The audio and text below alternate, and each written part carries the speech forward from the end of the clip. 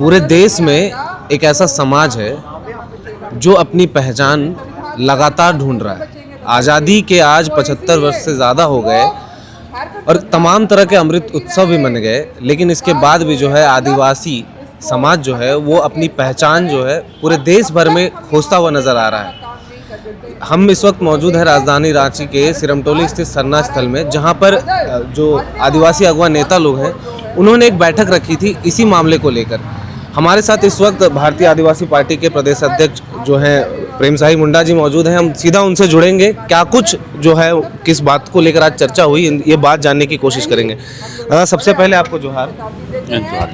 आज जो आप लोगों ने ये बात रखी है क्या कुछ है, हमें थोड़ा सा विस्तार में बताएंगे। देखिए, शिक्षा विभाग के द्वारा एक सर्वे हो रहा है और सर्वे में जो है कॉलम का भी बात आती है कि वो कौन सा धर्म में मानेंगे। तो देखते हैं कि वहाँ पर हिंदू मुस्लिम सिख ईसाई का है, लेकिन न यहाँ कोई सरना धर्म है और नहीं अदर है। मतलब कहने का मतलब मतलब बाध्य होकर के हमें हिंदू मुस्लिम सिख ईसाई में लिखना ही होगा। जबकि पिछले सालों में हमने देखा, जब सत्र चला था तो माननीय मुख्यमंत्री हेमंत सोरेन जी ने राजकीय संकल्प पारित करके केंद्र को भेजा था कि आदिवासियों के लिए सरना आदिवासी धर्म कोड होना चाहिए। इसके बावजूद भी सरकार के हम लोग को आंख में धूल झोंकने का काम कर रही है। केंद्र सरकार का प्रोजेक्ट है, राज्य सरकार भी नहीं कर रही है।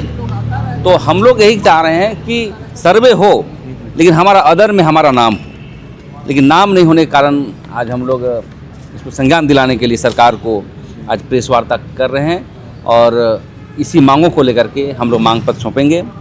और उसके बावजूद भी यदि इस पर कॉलम सुधार नहीं किया गया तो आंदोलन करने का हम लोग काम करेंगे। दादा, आपने कहा आंदोलन करेंगे आप लोग।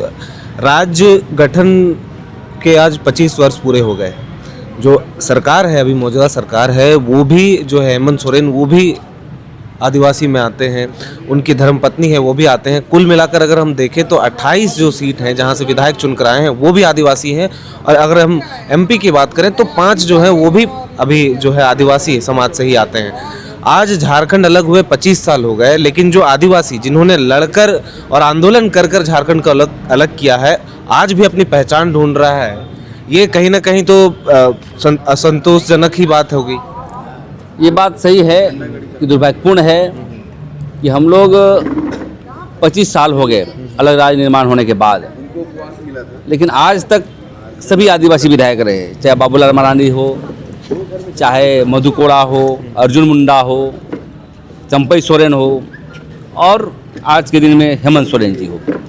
कोई भी व्यक्ति नीतिगत फैसले नहीं लिया, ये बात को मानता हूँ, लेकिन इसका कमी सबसे बड़ी चीज़ है यहाँ के नेताओं को जो है आदिवासियों के प्रति संवेदनशील नहीं होना दुर्भाग्यपूर्ण है। और ये कहीं ना कहीं पार्टी लाइन पर काम करते हैं। कोई बीजेपी का, कोई कांग्रेस का, कोई इसके आदिवासी के विचारक होते और झारखंड के विचारक होते तो निश्चित रूप से हमारा काम होता। और 25 वर्षों में बहुत बड़ा पैमाने पर काम होता है। ये धर्म कोड का मसला ही नहीं, बल्कि स्थानीय नियोजन नीति, यहाँ के कारोबार का अधिकार, यहाँ का ट्राइबलशिप प्लान, यहाँ का पेशा कानून, यहाँ का अन्य मामले को लेकर के लागू होना चाहिए, लेकिन लागू नहीं हो पाता है। तो इसका दुर्भाग्यपूर्ण है, कहीं पार्टी गाइडलाइन पर लगे रहते हैं या तो उनके पीछे कॉर्पोरेट जगत के लोग रहते हैं, ताकि आदिवासी को सिर्फ इस्तेमाल करने की वस्तु बनाया गया है। आदिवासी को सिर्फ इस्तेमाल करो, लेकिन वोट लो, लेकिन काम करने की जहाँ तक बात आएगी तो काम नहीं करते हैं। ये बात सही है और इसका तो हम लोग दर्द के इसी का तो हम लोग दंश झेल रहे हैं और इस दंश कब तक झेलेंगे ये भगवान बताए। दादा, एक सवाल और है कि जितने भी जब भी चुनाव होता है झारखंड राज्य में तो तमाम जो पार्टियां हैं, आप नियोजन नीति की बात कर लें या जो धर्म कोड, सरना धर्म कोड की बात कर लें, उनके मेमोरेंडम में चुनाव से पहले तक जब वोट की अपील करते हैं तब तक वो मेमोरेंडम में रहता है कि हम धर्म कोड लागू करेंगे सरकार बनेगी। तो सरकार आने के बाद इस तरह जो वो नज़रअंदाज करते हैं इन मुद्दों को, ये क्या कहेंगे इस पर आप? रियल में कोई भी party, Congress party, BJP party, जो भी पार्टी हम देखते हैं, या तो लोकल पार्टी जो भी झारखंड मुक्ति मोर्चा या गठबंधन के जो भी पार्टियां हैं, इलेक्शन के पहले बहुत क्रांतिकारी हो जाते हैं कि धर्म कॉलम में नाम देंगे। जैसे वोट मिल जाता है उसके बाद सो जाते हैं। तो ये कहीं ना कहीं ये आदिवासियों को ठगबाजारी किया जा रहा है। और आज के दिन में आपने देखा होगा कि ज़मीन की लूट, नौकरी की लूट और कारोबार का अधिकार नहीं मिल रहे हैं। बालू पर जो है जो हमारी संसाधन है उस संसाधन पर अधिकार हमको नहीं मिल रहा है। समता जजमेंट लागू नहीं हो रहे हैं, इस पर चिंतन नहीं हो रहा है। तो कहीं ना कहीं हमारे लोगों की गलतियां हैं और सभी राजनीतिक पार्टियां नहीं चाहती है कि आदिवासी मुख्य धारा पर जोड़े, ये अफसर बने, ये एमएलए बने या कोई बड़े काम करे, लेकिन देखता हूं कि आदिवासी को सिर्फ इस्तेमाल किया जाता रहा। दादा, इस मामले के अलावा अगर अभी आप प्रेस वार्ता के दौरान कह रहे थे, जो रिम्स में जो लोगों की ज़मीनें गई और जिस तरह से उनके घर उजाड़े गए, अभी पिछले कुछ दिनों में हम देख रहे थे, काफ़ी जो लोग हैं वो अंदर मन से टूट चुके हैं, क्योंकि जो घर उड़े हैं उनमें से ज़्यादातर, यानी हम माने कि 90% जो घर थे वो आदिवासी लोगों के थे। तो इस पे सवाल आप लोग कभी क्यों नहीं इसको लेकर मुखर हुए? सवाल मुखर है, हम लोग सवाल यही है कि जब कोर्ट का अवमानना है, कोर्ट का जब निर्देश है, तो उससे पहले कैसे वहाँ के पदाधिकारी दाखिल खारिज किए, कैसे ज़मीन को रूल अपलो बनाने का काम किए। तो हमें लगता है कि हम मांग भी करना चाहेंगे सरकार से, और कोर्ट में भी हम लोग जाएंगे कि जो गलतियाँ किया गया वहाँ की सरकार, वहाँ की पदाधिकारी, उसको विलंब बर्खास्त किया जाए। नहीं, आपने ये बहुत अच्छी सोच बताई कि आप कोर्ट में भी अपील करेंगे, उन लोगों के संवेदनाओं से आप जुड़ पा रहे हैं, तभी आप ये बातें कह रहे हैं। लेकिन मेरा सवाल आपसे ये है दादा कि जब वो घर उजड़ रहे थे, क्योंकि एक आजीवन जो लोग कमाते हैं रोज़मर्रा के जीवन में, उसके बाद एक घर बनाते हैं बहुत मुश्किल से, तो आज 25 साल पहले से वहाँ पे जो लोग रह रहे थे अपना घर बनाकर, यहाँ तक कि जो सरकारी डॉक्टर थे रिम्स में, उन डॉक्टर जो पूर्व में डॉक्टर रह चुके हैं उनके भी घर उजड़े। लेकिन इसको लेकर तमाम कोई भी पार्टी की बात करें या कोई भी किसी तरह के जो नेता हैं, चाहे वो आदिवासी समाज के हों, किसी भी समाज के लोग, कि कोई भी वहाँ नहीं पहुँचे।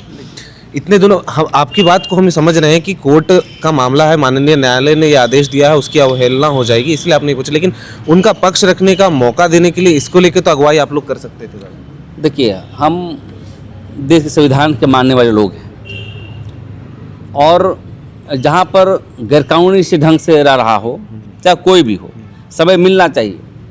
तो गैरकानूनी करने वाले अफसर हैं, जो भी पहले वहाँ जो अधिग्रहण किया जा रहा था, अधिग्रहण हुआ कि नहीं, जो आपने ज़मीन पर जो घर बनाने का काम किया, तो घर बनाने का काम किया तो अफसर सपोर्ट किया, तो अफसर को कार्रवाई होना चाहिए और समय भी देनी चाहिए।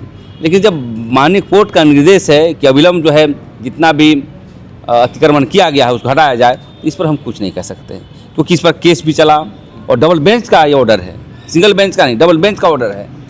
तो माननीय कोर्ट रूल ऑफ लॉ काम बढ़िया कर रही है, और हम भी यही चाहते हैं, गरीब हो या अमीर हो, कभी भी किसी गैरकानूनी काम नहीं होनी चाहिए। आपने गैर कानूनी आपने आदिवासी पर संवेदना है, संवेदना में हम क्या कर सकते हैं? हम ज़मीन दे सकते हैं उनको, अपनी घर की ज़मीन दे देंगे, कहीं देंगे। गवर्नमेंट को इस पर व्यवस्था करनी चाहिए उसके करने के लिए, कहाँ रहे कहाँ नहीं। लेकिन तुरंत जो है इस तरह की बातें करना, अब कोर्ट के बारे में मैं कोई नेगेटिव नहीं कर सकता हूँ, इनकी सबसे ज़्यादा दोषी है यहाँ की सरकार है। आपने कहा कि इनमें कई कर्मचारियों या पदाधिकारियों की संलिप्ति होगी, जिन्होंने इस तरह से जो है दोबारा जो रिम्स की अधिग्रहित ज़मीन थी उसको लोगों तक बेचा गया है। तो कागज़ की गड़बड़ी या कहीं अंचल कार्यालय से कुछ हेरफेर हुई, ये आपकी बात से स्पष्ट हो रहा है। ये मैं भी मानता हूँ कि कहीं ना कहीं आधिकारिक तौर पे जो है कहीं ना कहीं कुछ ना कुछ त्रुटियाँ हुई हैं, लेकिन जो लोग वहाँ पे जो भोले भाले जनता थे, जो लोग उन्होंने घर बनाया, उनके घर आज उजड़ गए दादा।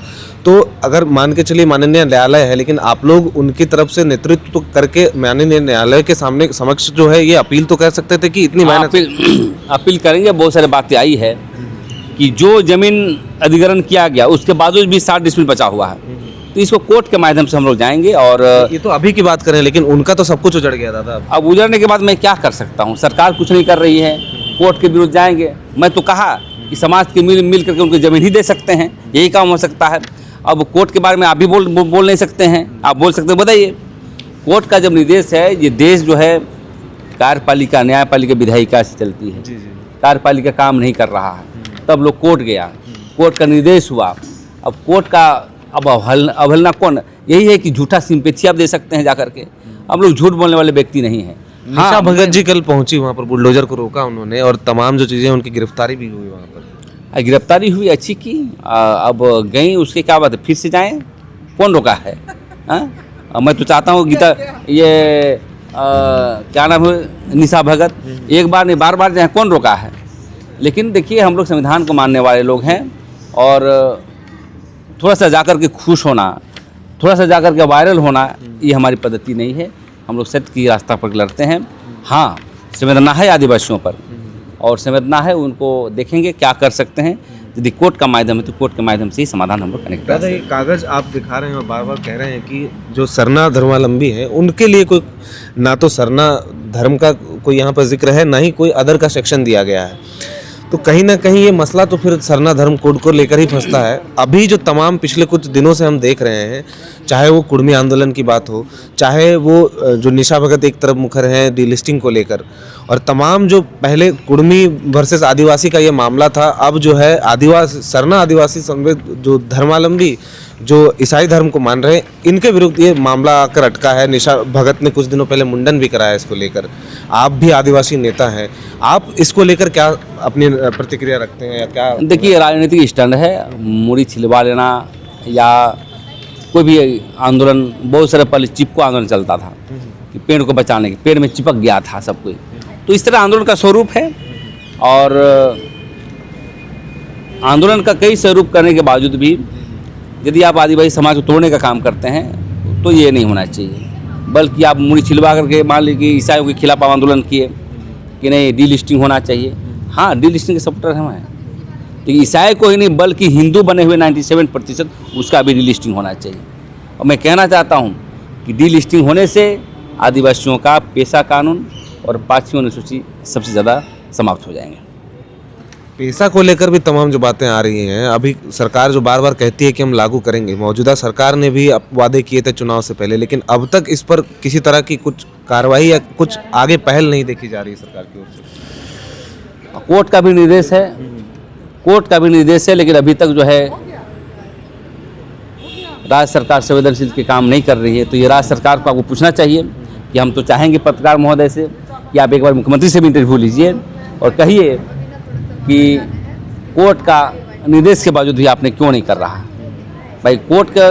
क्योंकि हम लोग तो बार बार आंदोलन करते रहे हैं, आंदोलन करके बोलते हैं अविलंब लागू करिए, लेकिन लागू नहीं किया जा रहा है, तो हम लोग बार बार करेंगे आंदोलन। लेकिन सबसे दुर्भाग्यपूर्ण है सरकार कोर्ट का बार बार निर्देश होने के बावजूद भी कॉरपोरेट घरानों के इशारे पेशा कानून लागू करने का काम नहीं कर रहे हैं। जी, बहुत बहुत धन्यवाद दादा। हमारे साथ प्रेम साहिब मुंडा जी जुड़े हुए थे। तो देखिए, जिस तरह आप इस फॉर्मेट को देखेंगे, ये कौन सा ऐप है दादा जिसमें ये चल रहा है? ये डहर ऐप। तो ये शिक्षा विभाग के द्वारा एक सर्वे कराया जा रहा है डहर ऐप के माध्यम से, जिसमें जो छात्र हैं, जो स्कूल जो शिक्षा ग्रहण कर रहे हैं झारखंड राज्य में, उनको लेकर एक सर्वे कराया जा रहा है, जिसमें जो है उनके तमाम जो डिटेल्स डाले जा रहे हैं। आप देखिए, स्टूडेंट का नाम है, उनके पिताजी का नाम है, माताजी का नाम है, नगर है कोई तो उनका नाम है, डेट ऑफ बर्थ की जिक्र है यहाँ पर, और तमाम जो उनकी कैटेगरी जो है उसमें भी ST यहाँ पर लिखा गया है, यानी शेड्यूल्ड ट्राइब यहाँ पर है। लेकिन जब रिलीजन की बात आती है तो बुद्धिस्ट, क्रिश्चियन, हिंदू, जैनिज्म, मुस्लिम, सिख, तमाम जो है धर्म के कॉलम दिए गए हैं। लेकिन यहाँ पर ना सरना के लिए कुछ है, ना ही अदर का कुछ ऑप्शन है। तो इसको लेकर ये विरोध जारी है। कहीं ना कहीं ये सवाल है, क्योंकि ये राज्य स्तर पर इस तरह की चीज़ें होना और राज्य में राज्य की अगुवा सरकार का होना और एक जो मुख्यमंत्री के पद पर एक आदिवासी नेता का होना, उसके बाद इस तरह की स्थिति उन आदिवासियों के साथ जो सबसे ज़्यादा मेजोरिटी यहाँ पर रखते हैं राज्य में, वो कहीं ना कहीं अपनी अस्मिता और अपने धर्म का कॉलम ढूंढते हुए नज़र आते हैं। चाहे वो परीक्षा की बात करें या तमाम जो ऑनलाइन जहाँ पे आवेदन होते हैं वहाँ पे वो अपने धर्म का कॉलम ढूंढते हुए नज़र आते हैं। बाकी खबर को लेकर आपकी क्या राय है, ये हमें कमेंट बॉक्स में ज़रूर बताएं। इस मामले को लेकर आपके पास अगर कोई सुझाव या सवाल हो तो वो भी हमें कमेंट बॉक्स में बताएं। बाकी इस तरह के मुद्दे जो आते जाएंगे वो हम आप तक लगातार पहुंचाते रहेंगे और सवाल जो हैं जनता के वो भी हम लगातार आप तक पहुंचाते जाएंगे। तब तक के लिए आप बने रहें एयर नाउ के साथ। धन्यवाद।